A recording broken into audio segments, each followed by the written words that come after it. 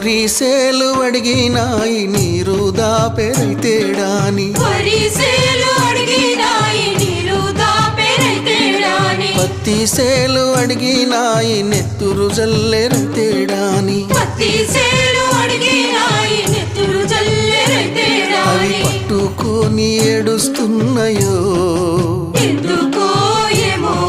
తుల్లి తుల్లి ఏడుస్తున్నాయో